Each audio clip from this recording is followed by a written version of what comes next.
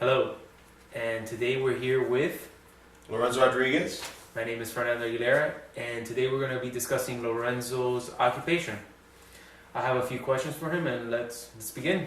All right. Okay.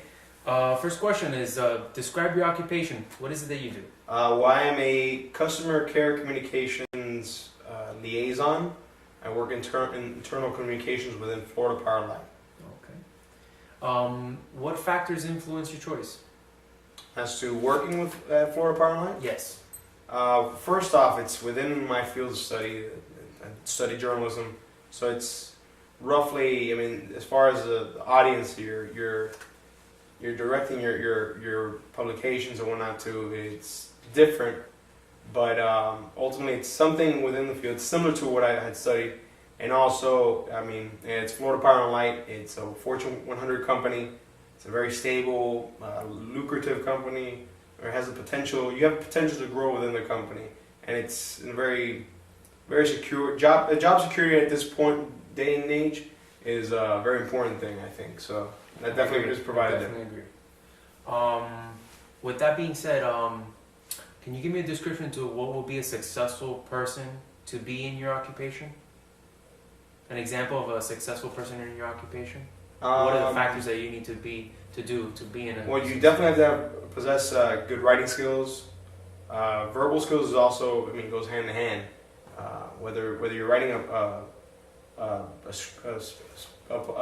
publication for an email for the entire customer service department, or you're presenting to your supervisors or whatnot, you gotta have a good, you have to possess a good grasp of the English language and grammar. Something that you do with your background in your education. Right. So that's what I'm saying. It's similar to what I studied. I studied broadcast, so it's on the other spectrum, but still they're very, very similar. You can't be a good broadcaster if you don't possess good writing skills. You know?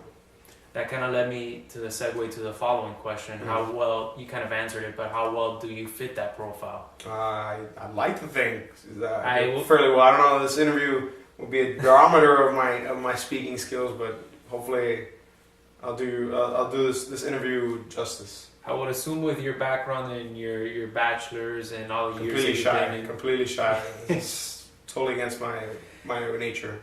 Now, if you could change your occupational choice, would you make that decision?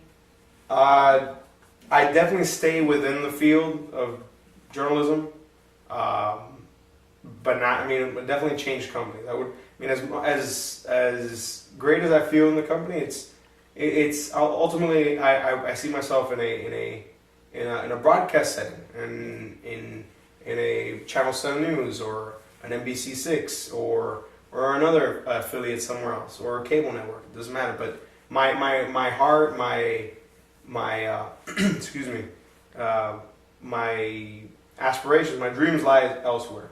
So. Okay. And tell me, on a scale from 1 to 10, with Mm-hmm. 1 being the least, 10 being the best, the greatest, I should say, Mm-hmm. would you stick to the same? Would you be happy with that same occupation? Currently, Yes. where I'm at right now, I'm fairly happy regardless. So I'd say, but there's always, like I said, there's always that wanting of something more specific to my field. So I'd say 7. 7. Yeah. And what leads you to give that rating?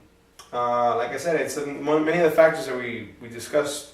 It's a great company. It has a potential. You have a potential to succeed and excel. It's a very large company. So, but I mean, it's a utility. It's a public utility. So it does limit you to. It's a lot of the careers within the company. A lot of the backgrounds are business. Maybe definitely a lot of engineering. So. There's room for me to grow as a professional, as a young professional, but as to what I specifically would like, that's why that's 7 rating. That's why there's still that. I mean, unless we decide to open up our own news network, which I don't FPL TV or something. you I don't know, you're content. You're not content with, you know, where you're at right now. You're aspiring to do a little bit more, but you're also not dissatisfied. Right. What got you to this point? To this point right now, Yeah. I mean, I joined the company. I've been with the company now for 5 years. It's a great company. No, like I said, I have nothing but good things to speak about. But I started when I was in college, midway through my degree, and then I graduated, got my bachelor's in journalism, and now it's a matter of you kind of want to test the waters and see what's out there. Despite the economic situation now, you still want to go out there and you want to test and see. You want to start your career. You never know. No one knows what's for certain. My career could lie in FPL. Most certainly could. But you also want to go out there and test your mettle. You want to see what you could do. I know your dreams, so let's hope not.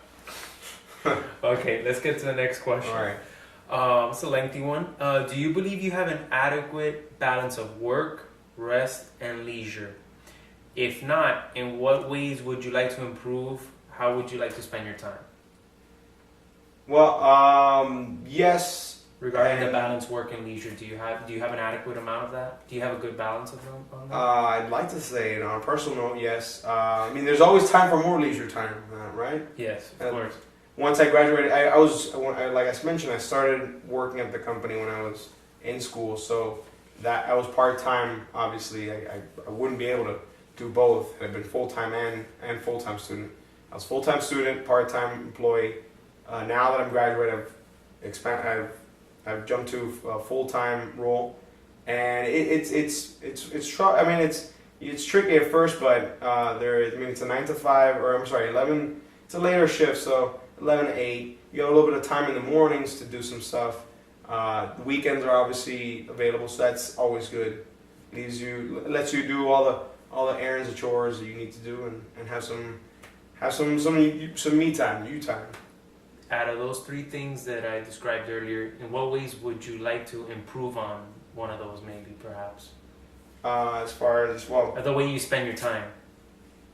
Maybe improve on your work time, your leisure time. oh no, definitely leisure time. That's Your rest time. That's a rest and leisure. That's both things are definitely things you can. Like I said, you can. You don't believe you have that high enough? You want to raise that? 2 days. I mean, I've heard of places. that have 4-day work weeks. Okay. I mean, that's possible. You work a little bit more. They're more than 9-hour days. I think they're like 10 or 11-hour days, but you get a little 3-day weekend. No one can complain against that. Okay, I agree. And we're gonna conclude with this question right here. Okay. Considering all aspects, what does your occupation mean to you? To me, the role that I play, every job, I believe that you go through in life requires a healthy amount of communication. You need to be able to, that's in any profession, even yours, you need to be able to communicate well. And in my role as a communication liaison, in the publications and the newsletters, the information that we transmit to the employees helps provide a more smoother workplace, a more efficient workplace, I think. No one likes to find out of information weeks later, like, oh, I wasn't informed of this. When did this update happen? When did this memo get sent around? Things like that. And also you want to provide a clear and concise message to employees, because ultimately time is money. And you want to help facilitate that by streamlining the communication process between all facets of the company. I hope that answers your question. You did pretty good. All right, and this concludes our interview. All right, thank you. Thank you.